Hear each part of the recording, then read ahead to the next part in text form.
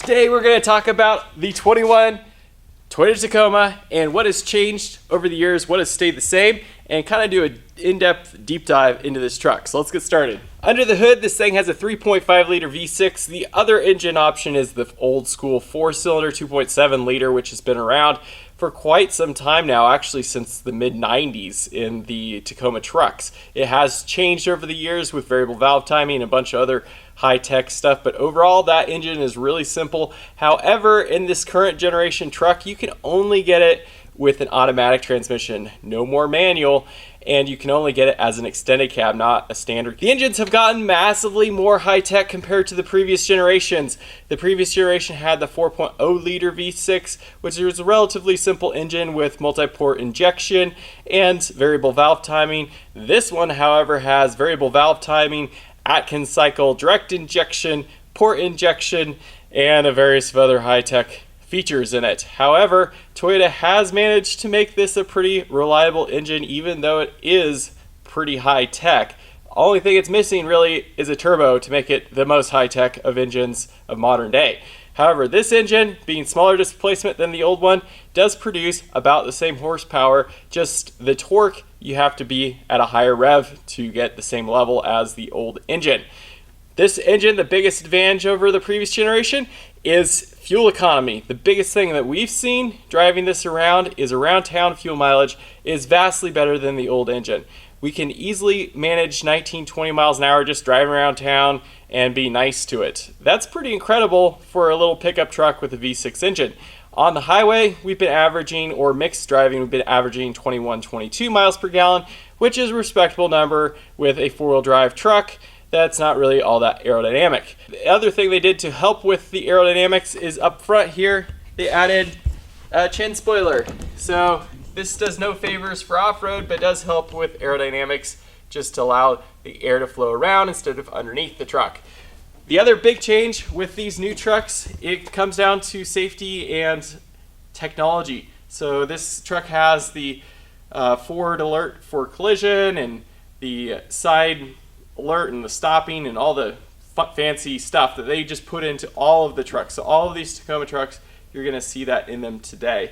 A couple other odd changes that they did is the AC condenser no longer has a separate electric fan for it. There's actually a bulletin if you can't get your truck to cool down properly in traffic that they will add a fan to these trucks as an optional fix, but they don't come with it from the factory, which is also kind of a weird thing that they cut costs on. Another thing that I noticed quite a lot in this truck is they use a lot of plastic connectors in the engine for the coolant lines and whatnot, which seems to be pretty common with the newer trucks these days. However, plastic and heat typically results in cracking things and leaking things, so it'll be interesting to see how this truck holds up when it's 15 or 20 years old. However, overall, I think they produced a pretty reliable platform. The initial years of 2016, 2017, they had quite a lot of issues that they had to sort through, mostly regarding the automatic transmission and the shifting sequence for it, a little bit of the tuning, and they also had some issues with just quality and new vehicle issues with this engine. Oil leaks were pretty common from the timing chain cover, from the rear main seal, seen some of those failures, and some various other body related type of issues. But they sort them out, and by this time this truck is kind of getting to a mid-cycle range where it's 5-6 years in production, and it's pretty well sorted at this point. The only new stuff that they really added to this platform was really regards to technology here in the last couple of years. So let's take a look at what has stayed the same. One of the things that Toyota is known for is reliability. They get reliability by engineering the parts once and using them for a long time. And when it comes to the suspension, this is a perfect example of it. So this suspension is the exact same as it has been since 2005. You'd think 2021 truck, brand new. Nope, not the case. You can put on the same exact suspension components as a 2005 Tacoma, which is amazing because you can then take off these components and use them on the older trucks. Gives you a lot of flexibility, and it's kind of nice if you're upgrading it to be able to resell these parts. The four-wheel drive components on the 21 Tacoma remain the same as the previous generation 2005 second gen Tacoma, with the differential being the same clamshell 8-inch ring gear which the only difference is now you get a different gear ratio. So with the 3.5 liter and an automatic, you get a 391 gear ratio. And if you get the manual transmission, you get a 430 gear ratio, which is what we have. Now, they kept the CV axles the same, the tie rods, all the base components. These trucks are known to be fairly reliable, especially off-road, if you maintain a fairly stock size tire, if you're upgrading the tire diameter. A 32-inch tire is a really nice upgrade. These tires are considered a 30-inch tire. The off-road version has equivalent to a 31-inch tire, and a 32 is a nice compromise without having re-gear. Now, if you go up to a 33-inch tire, you're going to probably want to re-gear because it's just going to feel a little sluggish with all the extra weight and extra diameter. Now, if you're going to upgrade and lift the truck, there's a ton of options for that. One of the issues or failure items is the needle bearing in the differential. When essentially you increase the CV angle from lifting it, it creates a vibration. And what they basically do is replace the needle bearing where the CV axle goes in, and it gets a little tighter clearance and allows the vibration to go away. So that's a pretty known common issue with these trucks if you're modifying them. The other issue that I've seen is if you go too big of tires, you can have issues with the tie rods bending, and you can also have an issue with the spindle bending. So those are some things to consider if you're going to modify one of these. We may keep this fairly stock. If we go up in size of tire, it's going to be pretty minimal, maybe a 32 just to keep the reliability of it. Another trouble issue that we've seen with these Tacoma trucks when you lift them is with the rear drive shaft. Now, this has remained unchanged since 2005, and what they use is a two-piece drive shaft with the first shaft, a carrier bearing, and then down into your differential. Now, the problem with this is when you lift it, it increases the drive shaft angle, and hence a lot of times you get vibration of the drive shaft. Now, most guys don't seem to really know what the vibration feels like, so they either claim there's not a problem or they just live with it. However, with my 2013 truck, I definitely had a problem, so I tried dropping the carrier bearing and as well as a bunch of other fixes for it, and it didn't work. So the real solution for these when you get a driveline vibration after lifting them is to replace the driveline with a CV behind the carrier bearing. Now, this is interesting enough the same way the original first generation Tacomas were shipped from the factory with the CV behind the carrier bearing. Now, that basically allows the angle of the driveline to increase drastically without having vibration, and it was a cost-saving measure with the second generation Tacoma, which they carried into the third generation Tacoma, and it's kind of a bummer. So if you're going to modify these, that's another thing you're going to have to look at expenditure-wise. Now, the rear axle on these trucks is very much similar to the second generation with a couple changes. Now, first thing that's similar is it's still a drum brake, rear brake setup, which is simple, reliable. Obviously, between the other competitor trucks and this one, the braking distance is unaffected, so it's more or less a cosmetic selling feature in my opinion. These work just as fine, being the rear brakes. Now, the rear axle, the third member, did change. So previous generation was an 8-inch third member, kind of across the board, unless you got the TRD Sport version, which had an 8.5 or 8.4 they called it, but it wasn't really an 8.4 inch ring gear. It was just a reinforced third member. However, on these trucks, they got a brand new rear differential third member, and it's an 8.75, so 8.75 inch ring gear, and you're gonna get that stronger rear end with the TRD off-road version as well as the TRD Sport with the manual transmission. If you get a lesser grade version of the Tacoma with an automatic, then you're gonna have the old axle, which is just an 8-inch ring gear, which I guess they assume you're not going off-road, so it doesn't really matter. The only real issue with these rear differentials, the 8.75, is that they can sometimes be noisy. So some people have complained about that in the past, and it seems to be hit or miss if you get a noisy rear end. However, it doesn't seem to affect the performance, and they seem to last plenty long. So let's keep going. In the bed of the truck, it is still that plastic composite bed. It is no longer steel from the Generation 1 Tacoma. Generation 2 went to this composite bed, which has remained unchanged. They still have these bed rails that you can use as tie downs, except for the third generation, they removed it from the front. However, you can add that front rail from the second generation trucks. Just order it and it bolts straight in. The other change they did is to the tailgate. So now it's a soft open tailgate. It doesn't seem to make it any less heavy to close. It actually feels maybe more heavy than the previous trucks without it, but it's kind of a nice feature. It's also locking tailgate, camera, which the cameras became an option in the second generation Tacomas. In the rear, the nice thing they added is the 7-pin as well as the 4-pin for the trailer connection, but they still don't have a trailer brake controller built in, so it's kind of silly in some ways. And also these trucks, really the suspension isn't set up to haul a load, so if you're going to carry weight, you have to add either new springs or modify the springs or airbags in order to carry any sort of load, and really for towing as well. This engine is a revving engine, so would it be an enjoyable vehicle to tow with? I say no. You'd be over 4,000 RPM all the time and the fuel mileage would be absolutely terrible. So I wouldn't buy this for towing. Is the Tacoma any good at carrying a load actually being used as a truck? We tested this by putting 600 pounds of flooring in the back of the truck, and you can see now the back is lower than the front.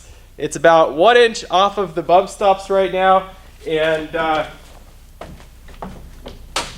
that's pretty much the bump stop right there. So, is it any good? No, I don't think so. When it can't carry 600 pounds, it totally feels loaded too. When you drive it, it is just kind of sluggish and brrr. So, is this made for hauling stuff? Light stuff, maybe. But otherwise, I think it's like a 4Runner with a bed on the back instead of a hatch on the back. So if you want a truck that's not really a truck, this is awesome. So 600-pound load dropped it from 36.5 to 35 inches. 1.5 inch drop in height with only 600 pounds in the bed. I would say these springs are not meant for carrying a load, which makes you wonder, what is it designed for? Now underneath the truck, we still have this weird inverted shackle for the leaf springs that they started in the second generation Tacoma. It's a little bit funky. The rear spare tire is still under here, same location. You can easily fit a 32-inch tire and maybe a 33-inch if you're willing to do some modifications. But once again, I think that kind of comes back to this truck. If you're going to buy one of these trucks, it really doesn't make sense to try to go past a 33-inch tire, and I would say a 32-inch tire really stays within the reliability constraints of the truck, and without ruining that, I would only go up to a 32-inch tire realistically. And then you've got the trailer hitch, very similar to the last generation. It's a C-channel style frame, so the rear section is all C-channel, and then it goes to boxed up front underneath the cab. Now this frame did change from the second generation truck, and now is a high tensile strength steel frame, which allows it to be stronger with less weight. However, the downside to it is it makes it difficult if you're going to weld to it or do any sort of frame repairs. You can actually cause the frame to crack, and you have to be very careful with that. And probably if you do any welding to it, you're going to avoid any sort of warranty if there's any sort of problems with the dealer or the manufacturer. So something to keep in mind with this frame is you got to be a little bit more careful with it. In the extended cab, it has a miniature back seat, so you can sort of sit back here maybe if you're little. The double cabs are bigger but not generous either with space. This cab has remained the exact same since the second generation 2005 trucks. All they did was change the sheet metal on the fenders and bedside, but this cab is the exact same cab, so no increase there, no changes. If you fit and enjoyed the second generation Tacoma from 2005 and newer, then this one will be the exact same. Nothing new here, nothing changed. This truck is the TRD Sport, so it came with some cool additional options. One of the packages gave us a power driver's seat as well as heated seats, which is kind of nice, as well as some extra technology with a navigation system that gets you lost rather efficiently. So you know, not something we necessarily pay for, definitely wouldn't, but it is there, and that is new for this generation of truck.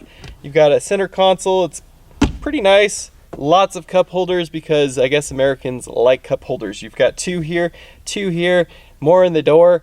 They're everywhere, no shortage for sure.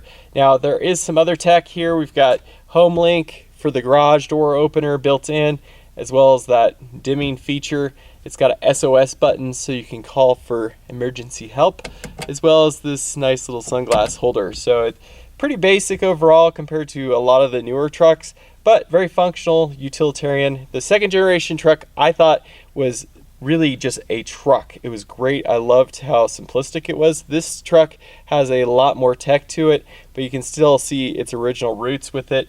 Now, the best feature on this truck is the 6-speed manual transmission. So it's a great shifting transmission.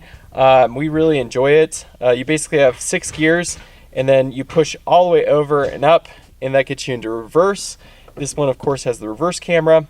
The stuff I don't like with it is that it has an accumulator for the clutch. So in essence, when you let out the clutch, it has this little accumulator that slows the fluid going back into the clutch or into the transmission. So in essence, softens the engagement point. This makes it really hard to get an exact precise feel for where the clutch engages. I think they did it for non-manual drivers to prevent them from causing issues with the transmission, maybe from doing clutch dumps and whatnot, as it kind of softens that release of the clutch. However, it makes it kind of a pain if you've driven a manual and you want to be the one to modulate the clutch with your foot, which is the whole point. So a lot of guys have done the accumulator delete. If you search online, there's a bunch of information on that. That's something we will definitely be doing. We might also add a short throw shifter, because you can see the throws on this shifter is quite long. It's very truck-like. It's all right, but the short throw kind of makes it more engaging. At least it did on our last truck. Now, a couple of features that this truck has that most people do not realize with a manual transmission, and I don't know which year they added this feature, is they have hill hold on this, which makes a beginner seem like a rock star with driving the manual transmission, or a pro just gets to relax and enjoy it. What it does is when you have the clutch in and the brake on a steep incline, that you can let off the brake and it will hold the brakes for about 2 to 3 seconds before you roll back. So in essence, you can start on a really crazy steep hill and just use 2 feet, one on the clutch, one on the gas, and you can have a perfect start up the hill with no rollback. It's incredible. I was surprised that they didn't have this on the second generation trucks. Subaru has been using this on their manual transmissions since the early 90s, which I thought was brilliant. My last Honda, a 2015 Accord manual, it had that line lock for the brakes, and it was amazing. It's just so nice to be able to use. This also, same as all these with electronic throttle, it basically tries to keep the engine running, so you can more or less shift gears, let out the clutch slowly, and it will get you going. First gear, second gear, any of them. And if you have it in gear, it kind of modulates the throttle to keep it from stalling. So if you're driving in traffic, you can basically idle along in second, third, fourth gear and just let the management system essentially kind of propel you along, and you'll see it drop to like 500 RPM, but it'll just keep kind of chugging along. It's really a nice thing with these vehicles, just so you can kind of relax in traffic and maintain a nice even speed, and you can get some really good fuel economy while you're doing that. Some of the features that stayed the same from the previous generation is you still have a clutch cancel switch, so that means that you can start it without pushing in the clutch, which is really nice, especially for off-road type of use. It has the button for going in the back for the power for the inverter, and this one, it comes with quite a bit of tech with the auto headlights. It actually has auto brights too, so it will turn on the brights on and off depending on if you've got that feature enabled. It shows the fuel economy, which is kind of a cool addition from the second generation truck. And overall, I would say fit and finish is probably a little bit better than previous generation. We don't have any sort of noises or rattles or whatnot, which is really nice. The four-wheel drive selector is very similar to the second generation truck. It's just an electronic dial that goes between two-wheel drive, four-wheel high, and four-wheel low. The manual shift transfer case, that went away with the second generation trucks. So anything 2005 and newer, it's all been electronic. They've been pretty reliable for people. on my past truck, had no issues with it. So, as much as I'd prefer a lever, these do work fine and have been pretty reliable. So let's talk about why you would buy this truck. Should you buy a 21 Toyota Tacoma? Well, I would say that depends. If you're gonna tow stuff, I would say no, unless it's really light stuff, because this thing is not really set up for towing, in my opinion. I would get a bigger truck. It's just, this thing has to work really hard and spin really fast in order to do it, and the fuel mileage is gonna be pretty bad. With a 21-gallon tank, your fuel range is not gonna be real good either. So, not really for that. Would you use it for hauling? No. I mean, it's not good for hauling. It really isn't. A 500, 600-pound load in this thing, you feel it. It's quite significant for it. And so what would you use this truck for then? Well, for us, we wanted it because it's four-wheel drive. It's a Toyota. It's got the reliability. They've got a lot of the stuff sorted out because this truck's been in production for quite some time now, since 2016. It also is reasonably fuel efficient, and it's really nice to have the bed space. We use it for hauling our mountain bikes around or other recreational gear, and it's perfect for that, for an outdoor adventure exploration vehicle, maybe even an overland style vehicle. It's great for that. The one thing is I would just try to keep the weight fairly low on these so it actually performs fairly well. You'll notice the frame is pretty flexible on these things, so really they're just not set up for heavy load hauling. The gross vehicle weight rating for this is 5,600 pounds, so not real high. They have to keep it under the 6,000 in this light truck segment. So would you buy this thing? I don't know. It just depends on your use. For us, we think it's a really cool truck. It's kind of a nice balance in a lot of ways, and it is good for resale. There's a lot of people who really love these trucks, and man, when they get old, people even want them more. So it's crazy. So we think this will be a good, solid performer for a long time. And if you're looking for a truck that maybe is more or less a commuter truck and some recreational outdoor adventure type stuff, I would definitely consider this. If you're looking for a truck to use for truck stuff, I would not buy this. And if you're looking for something that you need really high fuel mileage with, I would not buy this. But for the right person, for right uses, this thing is amazing, and we really enjoy it. We enjoy driving it. The manual transmission, in my opinion, is the only way to buy this because it makes it so much more engaging, and it makes it a little bit more, I would say, powerful in a way, just because you can keep it in the revs that you want all the time. So pretty cool truck, but let's hear what you guys have to say. Would you buy one of these things? What do you like about these Toyota Tacomas? And what do you not like about them? If you've owned one of these, or if you're thinking to buy one, feel free to post up any questions you have as well. Thanks for watching. Be sure to hit subscribe. We'll check you on the next video. So why did we get this truck? For a happy wife. Happy wife. Yeah, because you wanted the truck. I did. Actually, it's really cool. I think we both wanted it, but she really wanted it. So.